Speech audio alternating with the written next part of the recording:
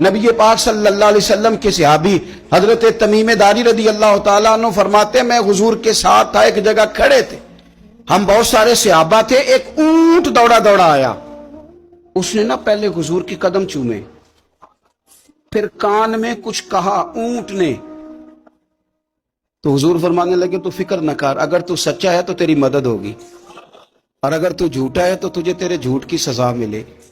یعنی میں کیسے اس بندے کو سمجھاؤں، میں کیسے اسے سمجھاؤں، کمیٹی ڈال کے رو کے درد سے ادھار لے کے کوئی مدینے گیا، اور ماڑا بندہ، اور اس کی تڑپ ہے کہ میں سونے کو اپنے دکھ سناؤں، تو وہ کھڑا ہوا تو ایک صاحب اسے کہنے لگے یہ معاذ اللہ سنتے نہیں تو کس کو سنا رہا ہے، چپ کر، کنٹرول کر اپنی زبان کو، اگر دین نہیں آتا تو نبی پاک سے محبت کرنے والوں کے دل نہ توڑ۔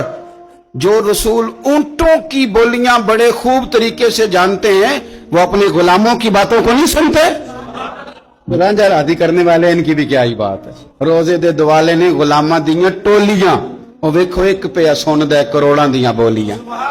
اونٹ آیا، آ کے اس نے پہلے قدم چومے، کان میں کچھ کہا، حضور نے فرمایا تو فکر نہ کر، اگر تو سچا ہے تو جیسے تو کہتا ہے ویسے ہو جائے گا، اور اگر تو جھوٹا ہے تو پھر تجھے تیرے جھوٹ کی سزا بھی ملے گی۔ تھوڑی دیر گزری تو حضرت تمیم داری رضی اللہ تعالیٰ عنہ فرماتے ہیں کچھ لوگ دوڑے دوڑے آئے، عرض کرنے لگے حضور یہ ہمارا اونٹ بھاگ آیا ہے اور 3 دن سے بھاگا ہے، مل نہیں رہا۔ حضور فرمانے لگے یہ تو تمہاری شکایت کر رہا ہے، یہ تو کہہ رہا ہے یا رسول اللہ میں نے گرمی سردی میں ان کی خدمت کی، اور جب میں بوڑھا ہو گیا تو انہوں نے مجھے افزائش نسل کے لیے رکھ لیا، میری نسل سے ان کے کتنے اونٹ پیدا ہوئے، اب میں بوڑھا ہو گیا ہوں تو مجھے کاٹ کے ذبح کر کے کھانا چاہتے ہیں۔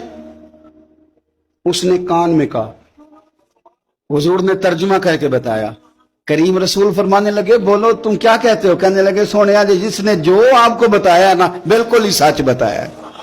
ابو داؤد شریف کی حدیث عرض کر رہا ہوں، حضور بالکل ایسے ہی ہے، گرمی سردی میں اس نے کام کیا، پھر ہم نے اس سے بڑے افزائش نسل کا کام لیا، حضور ذبح کرنا چاہتے ہیں۔ تو نبی پاک فرمانے لگے اتنی جو خدمت کرے اس کا صلہ پھر چھری ہے، کہ تم اچھا صلہ دے رہے ہو؟ کہنے لگے حضور ہم کچھ نہیں کہتے، ذبح بھی نہیں کرتے، آپ اس کو دے دیں۔ حضور فرمانے لگے اب نہیں میں تم پہ اعتماد کرتا، اس طرح کرو میرے ہاتھ بیچ دو۔ 100 دینار کا میرے نبی پاک نے اونٹ خرید لیا۔ حضور نے نا اونٹ کو تھپکی دی، فرمایا جا تو آزاد ہے۔ اونٹ نے نا پتہ نہیں کیا باتیں کی، ایک بات کی تو حضور نے فرمایا آمین، دوسری کی تو کہا آمین، تیسری کی دعا کی تو کہا آمین، چوتھی بات اونٹ نے کی تو نبی پاک رو پڑے۔ اونٹ چلا گیا، صحابہ کہتے ہیں عرض کی یا رسول اللہ اونٹ نے کیا کہا ہے؟ تو حضور فرمانے لگے اس نے پہلی دفعہ یہ کہا ہے کہ یا رسول اللہ اللہ آپ کو میری طرف سے، اسلام کی طرف کے اور قرآن کی طرف سے بہترین صلہ عطا کرے۔